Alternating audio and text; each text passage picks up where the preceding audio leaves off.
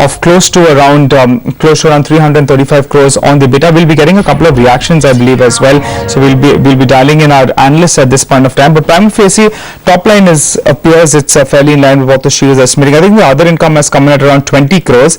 Now that compares with the reading of around 43 crores on a year basis, while on a sequential basis, in fact, we have a bit of a downtake. That's coming at around 20 crores versus around 60 crores. But we have Shrenik Gujrathi, senior analyst from Angel Broking, who joins us at this point of time. Hi Shrenik, thanks so much for joining in this evening. Prima facie, how do the numbers look? We have a top line of around 3,015 crores. We have a sales volume number of around 6.2 million tons approximately.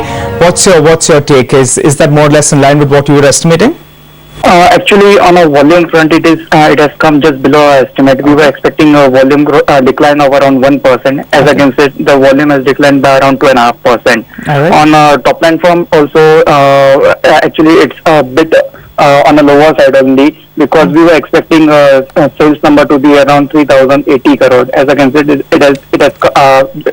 a bit low on the lower side. EBITDA front also, the company has disappointed us. We were expecting the EBITDA margin of around 12.2%. As against it is a deliver a margin of around 9.4%. So more or less, the numbers are a bit on the lower side, and it is below our expectations. All right, so will you be looking at tweaking your earnings estimates after this miss? Because I think, if I'm not mistaken, this would be the third straight quarter that we're seeing a miss on ACC, because even the volume front, in fact, they have disappointed. Yes, absolutely. We were expecting volume to decline, but not that much, which they have delivered. Even the realizations have not increased, because we were expecting realizations to be on a positive side year-on-year basis, because it has a higher exposure to the south. And south, what we are seeing is a price hike, in fact, in the last quarter. So in that, being the major player in the south region, also they have not come out with a good realization number. So most probably we will be revisiting our numbers after putting in this third quarter number. All right, one final question. In terms of the margin miss, where exactly do you think that's come about? Do you believe that, in fact, sourcing from Coal India really hasn't worked in their favor?